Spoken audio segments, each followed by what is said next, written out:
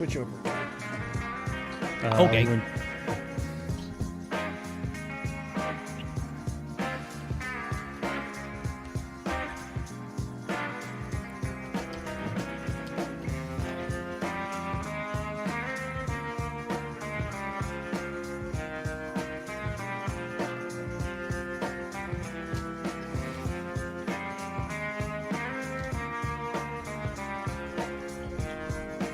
No Discord.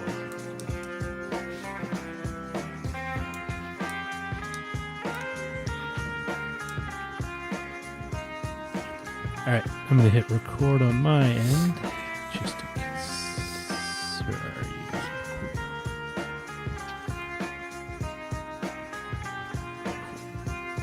All right. Sarah, you ready?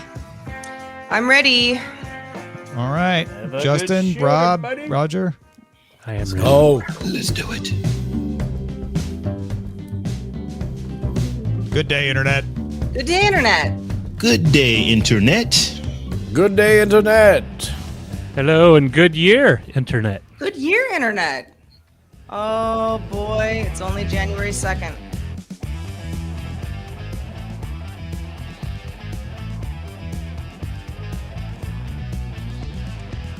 This is DTNS Live for Thursday, January 2nd, 2025 from Studio Animal House. I'm Sarah Lane.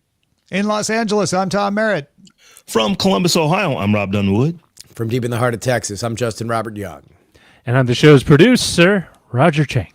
Daily Tech News Show Live is made possible by you listening right now. Thank you, Matt Zaglin, Jeff Wilkes, Pele Glendale, and all the rest of you. Hey. Happy 2025, everyone, and welcome Yay. to DTNS Live. This is the show where we discuss all the news stories that we think matter and hope that you think matter too.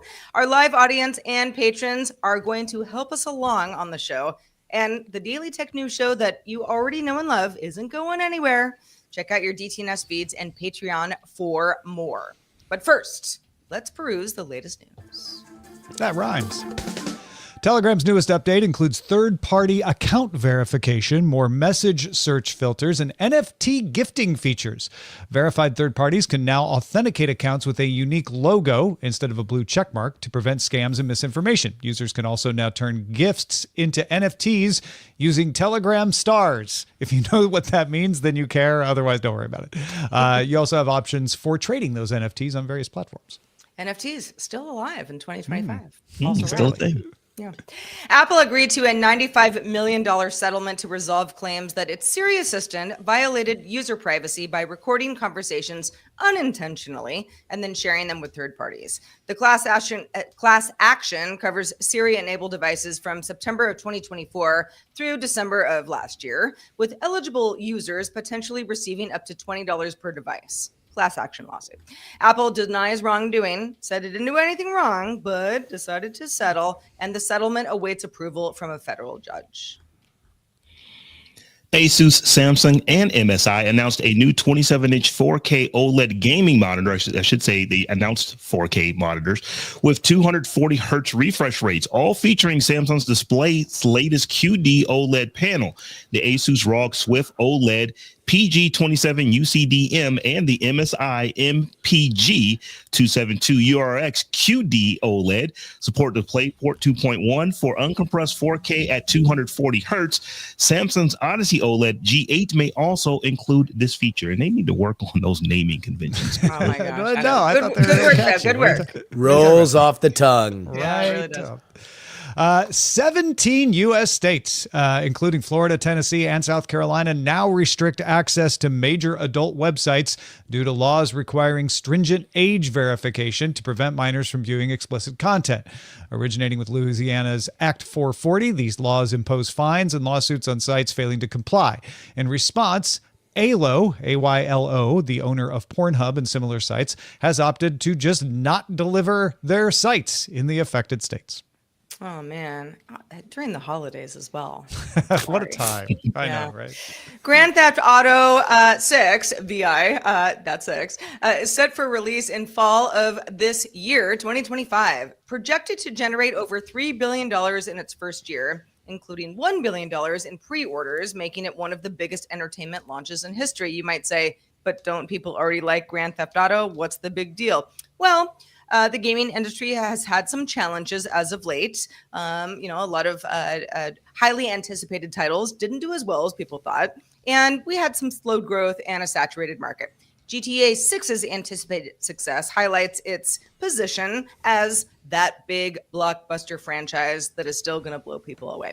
Analysts note that while legacy hits like GTA do thrive, the broader industry is still facing a bit of a slowdown, and we'll see what happens in the coming year.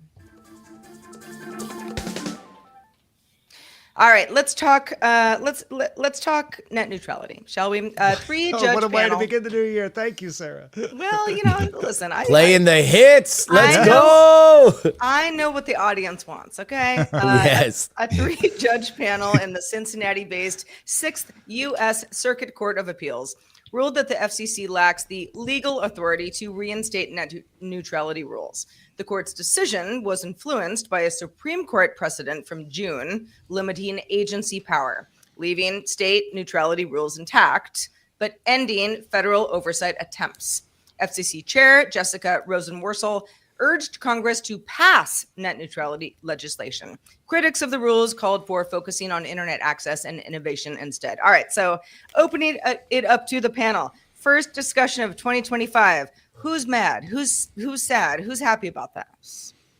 I am surprisingly happy by this. At least some people may be surprised to hear that, because I have been saying for years that the thing I like least is the FCC changing how the internet is governed every time a new administration comes in. Yes. And just going back and forth saying, oh, it's more like cable. Oh, no, it's more like telephones, when it's actually neither. And what we need is an actual law to be passed to say, here's how the internet should be governed. It's a little bit like cable. It's a little bit like the telephone, but it's its own thing. Let's have a law. And what the Supreme Court's June decision, Loper Bright, did was give them the ability to say in court, no, FCC, you don't get to decide every time a new administration comes in. It's Congress's job to decide how that happens. So once it's down, it's down in the regulatory agency, and let's have the elected representatives deal with this. Incoming Senate Majority Leader John Thune once put forth a very reasonable internet governing bill. This was back when I was doing Buzz Out Loud at CNET. So who knows if he's still interested or if that could happen again. But I would like to see something that kind of takes everybody's interest into account and creates something reasonable. I know that's never going to happen, but that's what I would like. I think that you might have it. Yeah, sorry, Rob. Tell me more, Justin. I think that there might be something.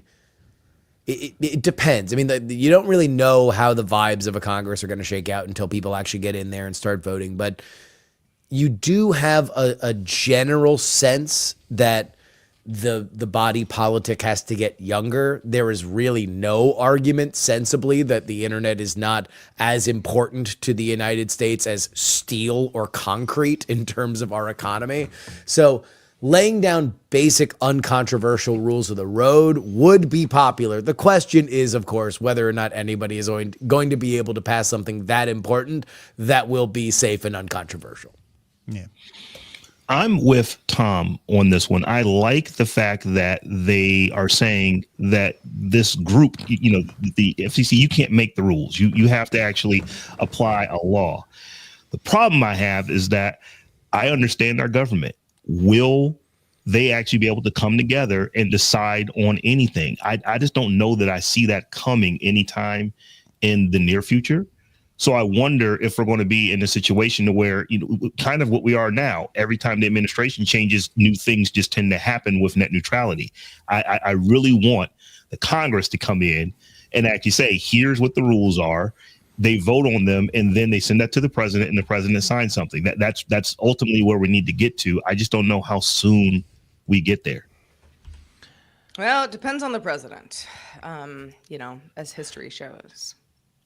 Well, I would say it does depend more on the Congress. Like it depends on whether or not somebody in Congress is going to say, I want it to be a part of my year, a substantial part of my year, that I want to get something that is largely not going to get me a lot of donations, except from Tom Merritt, who will pledge $100 to the first person to put their name on a sensible bill. Sorry, I'm speaking for your wallet, Tom. But No, but you're speaking accurately. yeah, in general, like, you're not going to go on Fox News, you're not going to go on MSNBC and pound the table and have everybody rapturously cheer your name because you say, we need sensible rules of the road of the internet. Like, but it is good. I do think that it would be a very good legacy play. And for somebody, you know, and again, we are in a historic leadership change. If somebody wants to signal that you are an honest broker, that you are somebody that would be good in leadership positions going forward, maybe it works. And maybe it's somebody that is controversial, but is it tech savvy, that does it to prove that not everything that they do has to be controversial. Maybe somebody who's running for president, maybe somebody who represents the Bronx, maybe somebody who goes by 3 initials, maybe those initials begin with A and end with C. Hey. I can't even imagine what you're See? I mean, ultimately, I think what's going to end up happening until this, you know, joyous rapture of having federal legislation that encompasses, you'll have what we have now, just a weird patchwork of different state level legislation. That's a good point. The California law stays. Yeah. Any other state laws stay. So, you know, it's not like net neutrality goes away or internet governance goes away. It's just going to be a weird patchwork, and you know, I don't know how some of these companies will address those. Like, you have you could have like California level net neutrality legislation with something that's a lot more loose in another state. Like, you know, does it make sense for them to continue operating across state lines, or do they have some sort of, you know, situation where, yeah, we have a panel, or like they've done with automotive, the biggest state gets to set the rules implicitly, right? Just because they have the largest, you know, number of wallets to speak with their dollars. Mm-hmm. All right. So, Rob, I would like to know more about the latest honey influencer scam. Let's talk about it. It's probably going to be bigger than it is now, but not quite 2 weeks ago, a New Zealand-based YouTuber, Megalag, known for his in-depth tech investigations, released a video on December 21st entitled Exposing the Honey Influencer Scam, which details the affiliate practices used by Honey, a popular internet browser extension bought by PayPal back in 2020 for $4 billion with a B dollars. Honey promises to aggregate and apply the best coupon codes for online shoppers with the click of a button when you check out. So basically, what Honey does, like if you're shopping, if you're on a site like Best Buy or Target or Walmart or what have you, you know, pretty much any retailer. What Honey does is when you put your item into your cart, before you hit the checkout button, Honey will pop up and ask you, would you like to see if we can't find you a coupon code that can maybe save you some money? Who doesn't like to save money? I love saving money. So you click the button, and if it can find you a coupon code, it'll apply it for you. And then the thing you were going to pay $100 for, maybe now you pay $87.32 for. So it's really cool. But the problem is, and basically what Megalag is claiming is that Honey has defrauded content creators. And when we say content creators, we're talking about thousands of them, and some of them are pretty big. If you think of people like Mr. Beast or Marquez Brownlee or Linus Tech Tips, some of the biggest creators on the internet have been pushing Honey for years. And what Honey is doing is that these people that they pay quite a nice penny to promote their plugin, what Honey is doing is that they actually use something called last click attribution, so that even if they don't find you a coupon code, so let's say that one of your favorite YouTubers gives you a coupon code for XYZ product, and you go and this thing called Honey that they've promoted to you, you use it, and Honey can't find a coupon code, they still will replace the influencer's coupon code with their own, and therefore hijack the affiliate. So the person who did who introduced you to a product, they don't get the affiliate for doing the work. Honey gets it simply because they were just the last person there. And that really kind of sucks. I mean, it's, I've used this platform. Sucks for a content creator. It absolutely sucks for content creators. So if I were like Mr. Beast and I told you to buy this, amazing brand of chili using my Mr. Beast code, and Honey comes in, they would just drop their own whatever chili even code. even if they don't find a coupon, which is part of it, is that Right. literally you just hitting the button. Even more, if they don't have any coupon codes for the site, but they do take PayPal, if you click in their box, pay with PayPal, even though there's a pay with PayPal button down below, it also replaces with their own last click attribution code. So they use every possible trick available that if you interact with that box at all whatsoever, they are going to take the affiliate on that purchase. And the reason that can work is you have given that extension approval to modify URLs because that's how they were able to give you the codes. You can't get the coupons that they do find otherwise, but they're taking advantage of that permission you gave them and saying, we'll modify other links as well, as long as we have an affiliate code that we can append to them. As the user aren't hurt. It's No. Oh the yeah, no. merchants who are. And for the longest time, I remember we were talking a little bit pre-show, but I was thinking about like how long Honey's been around, and I've never used it. I've thought about using it, but I hate most extensions and browser extensions. But I was Some thinking people like, are okay.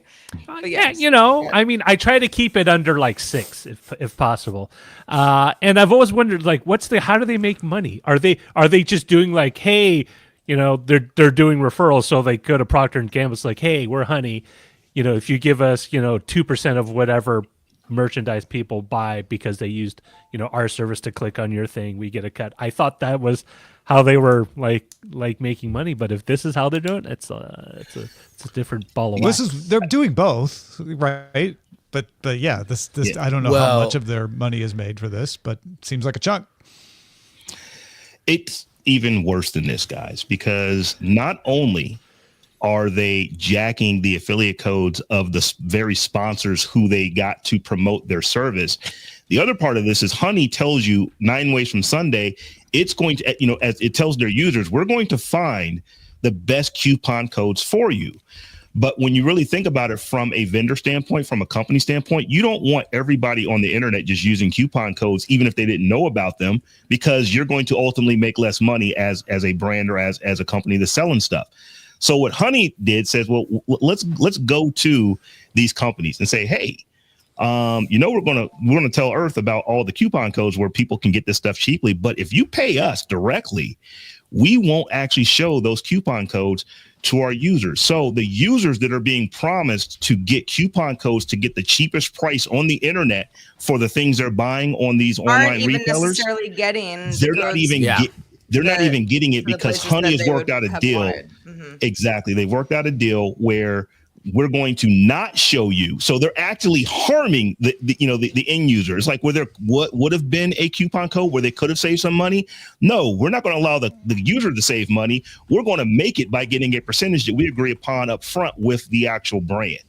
And both of these things that Honey is accused of doing is all kind of horrible. I personally have used the Honey browser extension. I promptly uninstalled it earlier this week and I found out about this, but it sucks because I am someone who actually has made a living off of affiliate sales, off of recommending products. And, I've always say, if you buy through my affiliate link, great. That puts a little bit of money in my pocket. If you don't, that's great too. But I never expected that there was a company that I may or may not have actually promoted at some point and said, hey, use this thing. And then what they're going to do for me in return is jack all the affiliate sales that I could be making if I would have never actually mentioned you or if you didn't actually exist. It's just a horrible situation. And also the companies that are paying Honey to, not give me, the end user, that coupon type thing. It's like, I won't know any better because they're just, that company is not part of the deal, but don't they lose out? I don't get, I don't now associate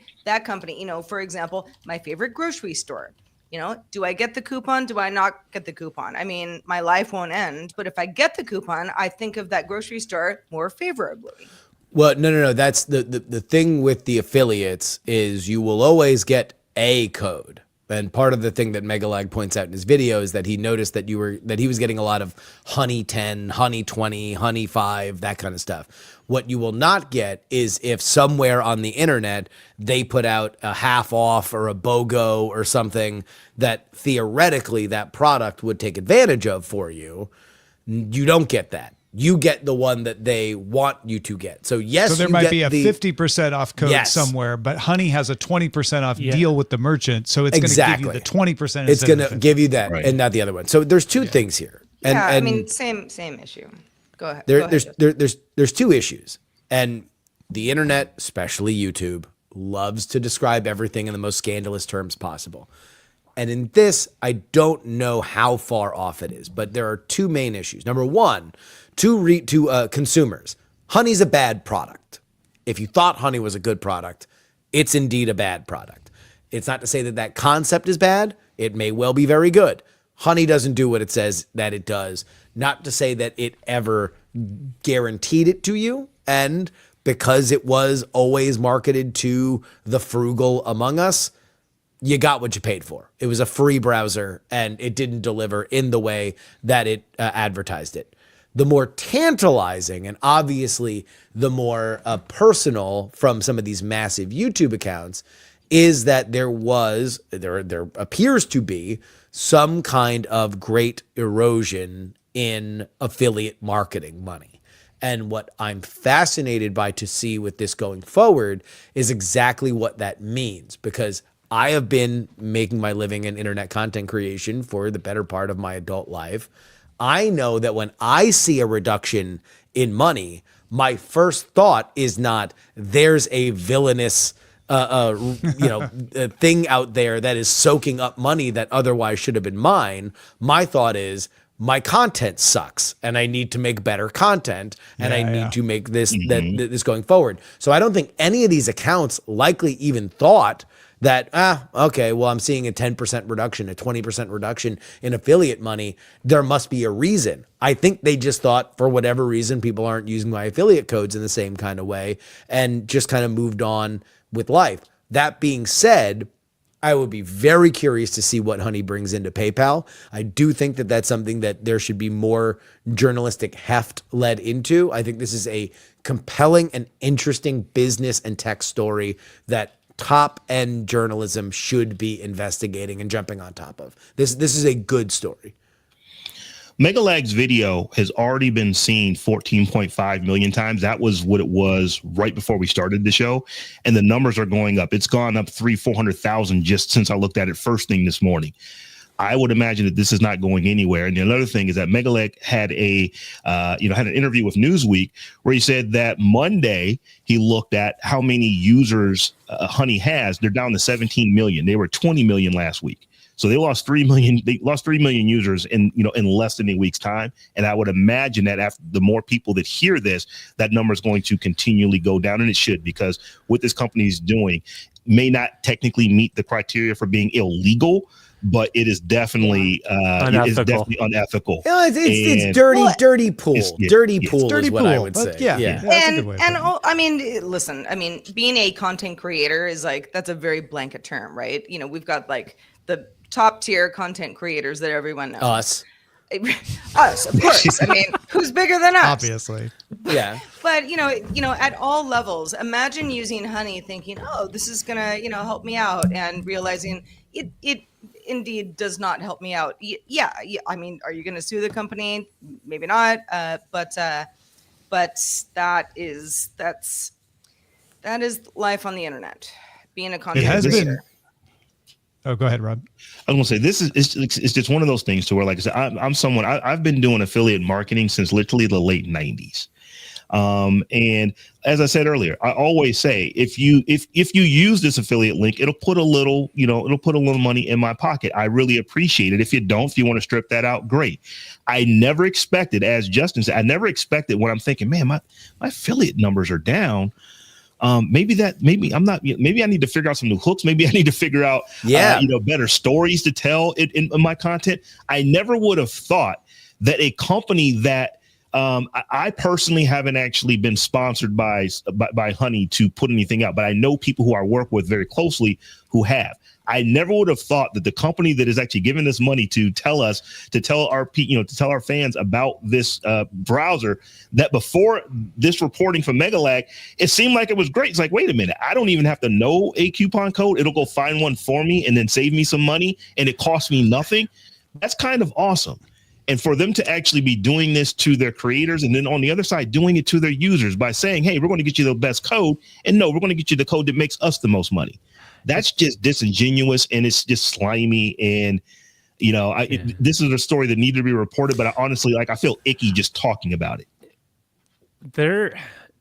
There's a whole thing about online coupon codes. And about 5 years ago, I stopped using a lot, especially any kind of targeted ones, either from like Retail Me Not or whatever listings, because they're never up to date. Like I always get the most up to date coupon codes on a Reddit subreddit forum, or just like a forum on sales or like specific product categories. Yeah, but that's literally the problem that Honey was purporting to solve. Here's what I think is an interesting question going forward. Honey was notable, and it's also pointed out in this video, that it was a prolific buyer of influencer ads, specifically on YouTube. And not only that, but as Marquise Brownlee pointed out in his video on this, they were among the best clients because they were very permissive as to what the YouTuber wanted to do. I know, watching my friend Brian Brushwood operate his 2 YouTube channels that get pretty big end YouTube ad deals periodically, sometimes the notes on these ads are annoying, and it's slow, and it's frustrating. It is a hard gig to make sure that you are meeting the expectations of the people that are buying that advertising. Apparently Honey was not. Honey was like, here's the money, say whatever, as long as you're saying these 4 things, we don't care, sign it off. What I'm curious about going forward is that if it's not some VC pumped up subscription for underwear or toothbrushes or bricks or whatever the next version of that is, and if it's just free, I wonder if YouTubers are not going to take a look at it and say, well, wait a minute, exactly what do you do? Because whether or not you understand the economics of it, you might want to understand the economics of it if you're Marquise Brownlee or Linus Tech Tips, which I'm sure probably make significant money via affiliate marketing. Right. You might be the person that they are taking money from. Well, as we have been going through the show, many of you might want to submit a show title for what you think most encapsulates what we've been talking about, because we're all over the board. If you want to do that, showbot.tv/GTNS2 is where to do it. But we already have a few recommendations, right, Roger? Yes, we have a great one from Zoe for the first discussion. Justin speaks for Tom's Wallet. He does in that case. Yeah. And that's dangerous, but okay. And on the honey debate, we have one from Lion Jim Video. Honey money from an influencer's pot. A lot of honey titles. Yes. Yeah, stir in the honey pot. Yeah. Honey pot. Oh, good stuff. So yes, if you want to continue the title discussion, get in there and submit and vote. Thank you in advance. All right, let's talk about a little bit of a shakeup going on at Meta, right, Justin? Mm-hmm. Semaphore sources say that Meta is replacing its global affairs president, Nick Clegg, with his deputy, Joel Kaplan. Kaplan served as White House deputy of chief of staff under George W. Bush and has been a vocal opponent inside Meta against political speech restrictions, which he sees as ones that overwhelmingly affect conservative viewpoints. The shuffle happens 3 weeks before President-elect Donald Trump's inauguration. So, all right, folks, all right. Yep. What are our initial thoughts? Well, so this is a big story today. I think a knee-jerk reaction from, somebody on a certain political side would say, ooh, is this Meta becoming more Republican? type of thing? The answer is yes. Well, but also, is this something that, helps the company and, eventually helps the end user? I think those are all the questions that are up in the air right now. Yeah, and I think that's right. Like, not even just becoming more Republican, right? But is Meta itself becoming a conservative company, right? And I don't think that's true. What Meta is doing is being self-interested and saying, well, we've got a Republican administration coming in. We have a Republican Senate. We have a Republican Congress. Maybe the center-left former deputy prime minister of the UK is not the right person to lead our policy right now. Now, it is a global policy position. And I think the other thing that's probably undercovered here is that it's a little bit inward looking for Meta to say, you know what, U.S. policy is going to be way more important to us than global policy. Whereas before, I think they picked Clegg because he was international and because they were thinking more globally. They are thinking more domestically with this pick.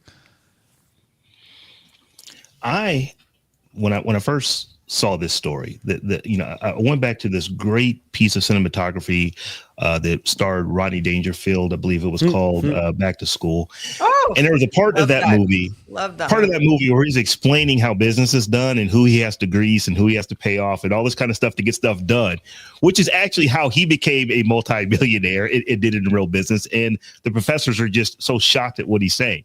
This kind of looks like that to me. It's like Meta knows, here's the administration. We have to rock with the administration. They can make our life easier. They can make our life harder. So let's put people in place that is going to make our life easier. That's what this looks like to me. And I honestly can't say that I don't expect Meta and other companies to do the same thing. It's like, I think we try to put, we try to put fillings on these companies. And at the end of the day, most companies, there are some that truly are activist companies, but most companies, their goal is to make as much money as they humanly possibly can for their shareholders. That definitely is Meta.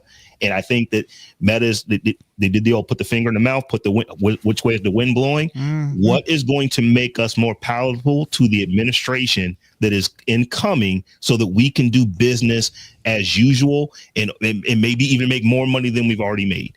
That's what this looks like to me. And I can't even say that I'm mad at Meta for doing it. My only counter to that is they certainly went the opposite of that direction the last time that Donald Trump was president and there was a Republican Senate and there was a Republican Congress. That they did not become more friendly to the Republican Party. In fact, the general prevailing winds amongst Silicon Valley and social media in general was that there needed to be a retrenchment to provide a bulwark against what was looked at as an insidious and dangerous wave. I say that they have data points that told them to do something different this time around. I would agree with you. And I would say that if the question is Silicon Valley more Republican? Yes, it is more Republican than it was in 2016. You can look at it in the donations. You can look at it in the buzz. You can look at it in the fact that there was a Silicon Valley wing of MAGA that helped elect Donald Trump. There was a fight over the weekend on social media about H-1B visas that was led by people who helped elect Donald Trump that also like those, which are very darling amongst the Silicon Valley set. That being said, if I can abstract this from politics for a few seconds, I think that what we will likely wind up talking a little bit less about, and if this is an indication of anything beyond whether or not Mark Zuckerberg has become more personally conservative as he has gotten jacked and has now the haircut, the jewelry, and the wardrobe of the Dominican barber, is the idea of misinformation. That's something that we talked a lot about over the last 8 years. And I do think that something happened over the last 4 where we saw some of the disclosures, not only from Facebook, but also from Twitter. You saw Zuckerberg put voice to apologies for some of the decisions that they made in terms of censorship. What I think we're going to see a little bit less of is what I have entitled on this particular franchise, the hashtag hell portal, the hashtag portal to hell, where you are determining what is true and then trying to police truth as opposed to policing things that are out and out illegal. The portal is closing? I don't know if the portal will ever close. I think that the portal is always, no. it'll take you. If you want, I think that we're seeing a little less excitement from Facebook specifically to want to jump into it. Okay. All right. In other words, it'll less be proactive and more reactive, you think? Well, it's at a certain point, people are going to complain that there is information that they find harmful on the internet. This has been in existence from time immemorial, right? Like At least when that the internet is started. yes, like that is just a thing that always happens. The question is, if you believe that you are of a certain social or societal impact that you have to restrict something, then what is your capacity to restrict it? And you have seen, I think, very uncontroversial cases where certain kinds of messages that are spammed over and over and over again on WhatsApp, for example, are restricted because they were leading to mobs being formed and taking visceral justice on the streets. But does that mean if you tweet or post about Hunter Biden's laptop, should it be taken down? Or let's say something about the Clintons and Vince Foster, to use an opposite side example. I think that appetite is dying down, and people are understanding, or at least these platforms are understanding, that there's not a lot of reward for them in getting more granular with stuff like that.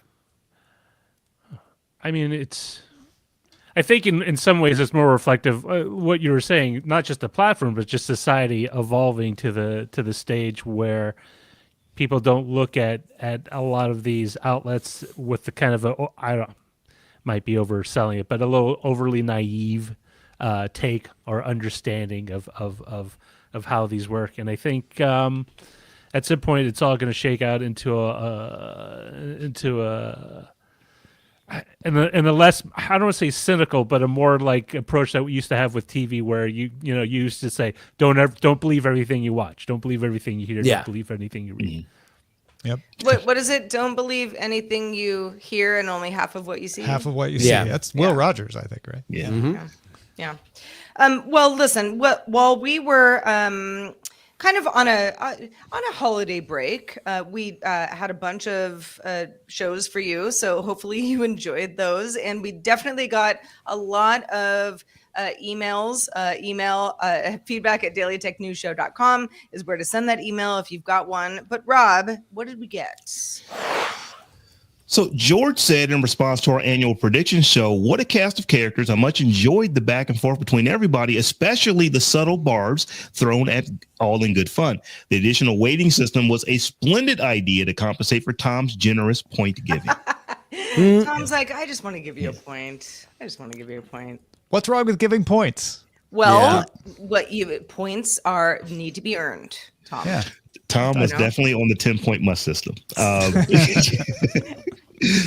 No, it was good. I mean, Yeah, prediction it was a show good show. is we always have a good time doing that. Predictions, and then, looking back on predictions, Yeah. sometimes I'm like, oh my gosh, Sarah, what were you doing? And sometimes I'm like, no, I knew what I was doing, but I got it wrong. And sometimes I'm right. And Howard is giving me +1 for generous points. So there you go. See? Points, There you go. points bring more points. Before we get out of here, I want to thank Justin Robert Young for being with us. Justin, what you got going on these days? Well, you can go ahead and listen to my AI podcast with the great Andrew Main, the first prompt engineer for OpenAI, and that is The Attention Mechanism. We'll be back with new episodes next week, including my review of one of my Christmas gifts, the Meta Ray-Bans. Oh, very nice. Fun. Attention Mechanism is essential listening, folks. I've missed it. I'm glad to hear it's coming back. It's coming back, yeah. If you have thoughts about what we do here at the Daily Tech News Show, why, by your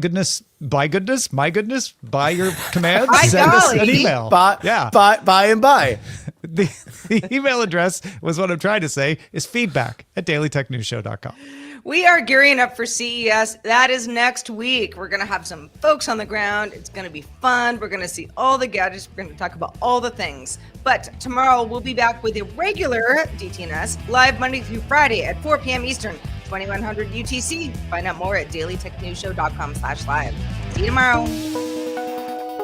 The DTNS family of podcasts, helping each other understand. Diamond Club hopes you have enjoyed this program. Wonderful program. And as Zoe Brings Bacon says in our chat, vote now. Vote now. Vote now or be forever silenced. Be silenced. All these titles are great. So many. Showbot.tv/DTNS2. Yeah, we got a lot of good ones over on the GDI side. The Dominican Barber. Yeah, we don't need a separate. We don't need a separate GDI title. So put that one in the DTNS one. Oh yeah, That's a good one. About that. Yeah. I didn't think about that till just this second. I don't even know what a Dominican barber looks like, but I have a vague notion thanks to Justin. Oh, quite a few Poppy, of them. you need to go get cut up by a good Dominican barber. That doesn't sound like something I want a barber to do. I'd rather cut my hair. Oh no, dude, you can get your edges, get your fades. You know they'll do. So the I don't think I would look good with a fade. I don't think I have a fade head. oh Poppy, You you gotta look give it a try, great. Roger. You don't say that till you tried. Yeah. Barbers. Now that you tried it, afterwards, Roger, if I don't you're think you look so. I am convinced that good barbers are actually wizards that can just do all sorts of magic with people's hair. Oh my God, yeah. So several years ago, when my mother was going through chemotherapy, which she is fully recovered from, so we can make this funny. I shaved my head in solidarity, and so remember this, she gave me the heads up that she had shaved her head when I was in Vegas for a convention. And so I just had to find a place to shave my head in Vegas. And so the one place to go was this Dominican barbershop, which was every stereotype that you could possibly imagine. In Vegas. In Vegas. So everybody So who was that flying and in. another. Yeah. Oh, it just and so the way that you know a Dominican barbershop is you have a bunch of Dominican barbers, stocky dudes, perfectly coiffed hair, and every stall had a ring light with a camera mount, because not only do they want to cut your hair, they want you to record it so you can post it, so they or they can put it on their Instagram. And he was kind of confused that I just wanted my hair shaved. I didn't want anything else. I just wanted a full head shave. But it is a very specific a specific look. Gold chains, a lot of links. I went to a barber who had like a lot of light. gold chains, but I think he was either Greek or Italian, because it's just because of his last Those are name. different but- things. I know. But what I found interesting is he kept a vacuum at his little station. Like, it's one of those. You want Why to is clean that? up the hair. Yeah. No, he sucked it off my head, like entirely, and he put it in my ear, sucked it out I've of my seen that ear. before. Yeah. And it was like, this is great. I don't have loose. I've never had a bits. barber. My barber is an angel. Literally his name is Angel. But he doesn't use that. I've seen it used, but not by me. I mean, Not all of me. I don't go to a barber shop, but I really like my hairstylist. That's what she likes to be called, my hairstylist, because she's always got a vision for me, My barber is a Chiefs fan. Ugh. So I got my haircut on Sunday recently, and he was, of course, in full Chiefs regalia, Chiefs flag up on the wall. I don't know, man. If I walked in there, I was like, bad vibes. I'm out of here. Yeah. My barber The Niners, is we'll get you next year. my barber's a diehard Dallas fan. So twice a year I have to reschedule haircuts because he's either going to a Dallas game somewhere in the vicinity, either playing Indianapolis, Cleveland, Cincinnati, or whatever. And he always goes to one Dallas game in Dallas every single year. Yeah. So that messes up. In fact, it just messed up a haircut. About And Rob, 5 you weeks had ago. told us a couple of weeks ago that you like to get a haircut once a week. Every 10 days. Every 10 days. Every 10 days. I mean, that's a Martian regular week stuff. or something. I don't know. Yeah. Some planet probably has a 10 day. Some planet is like it's 10 days a week. Yeah. That's what it is. Should we thank folks? Thank you, YouTube. Thank you, LinkedIn. Thank you, Twitch, for watching and listening. We've got people found us. That's one thing to thank you for, because we changed the URL on Twitch. So it's now twitch.tv/Daily Tech News Show. But it looks like all of you made it over here, so that's good. Hey. I'm looking through here to see where should we end with the thanks, because we got all kinds of people following us and resubscribing over the break. I think I'll just thank the big ones. GPEG84 resubscribed at tier 1 for the 50th month. New John 1998 resubscribed with Prime for the 62nd month. Howard Yermish resubscribed for 12 months at tier 1. 23rd month total on Twitch. We got a follow from Corey Van Life. Sandayu resubscribed for the 55th month. Technomensch cheered us with bits. Cliff Singer resubscribed for the 25th month. Zoe gave us some bits. Van Roller 72 followed us, and PC Milesy gave us some bits. And Lion Jim Video used some bits to gigantify an emote. Our first gigantifying of an emote of 2025. I like that. Thank you, Lion Jim Video. Good to see y'all again. All right, so what are our titles? All right. Our options are plenty, but they're a lot of money and honey. A lot of honey in there. Yeah. Ooh, honey, honey. Do, do, do, At the do, top, Honey we hides the have money. Sugar. Okay.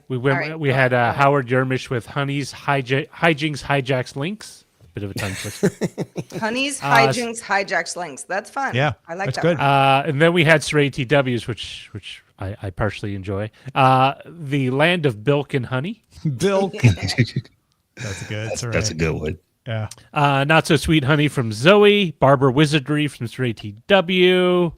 Honey App Don't Give a D from Fred819. Oh, I like that. That's good. That's Yeah, fun. You know, Honey Hides the Money from JPEG84. You know, the Dominican barber sounds like an opera. I don't know why. it could be. Honey Money Well, with a it's a little capital. Mac the Knife to it, doesn't it? Yeah. Yeah. The Demon Barber of Fleet Street. Honey Money with a Dominican capital barber. B from Lion Jim Video. Violating the affiliate code. Ooh, I like that one from JPEG84. The Dirty Business of Affiliate Code, JPEG84. Is the portal closing from Zoe? I don't know. I kind of circled around the Land of Bilk and Honey. That's a good one. That's a good one. That is a good one. Yeah. I like it too. Yeah. All right. Thanks, Well, Saray TW. Thank you, Saray TW. And thanks to everybody who submitted and voted. Indeed. Thanks to you, Sarah, for Thanks to thanking you, Tom. Yeah. And thanks to everyone. And I see Roger and Rob and Justin. It's great. It's great to hope see you all all of have such a good day. And we'll Have see a you good on day. Rumble. Have a Have a good good day. See you year. tomorrow. Have a good one. Have a good Happy New Year, year, everybody. everybody. Yeah.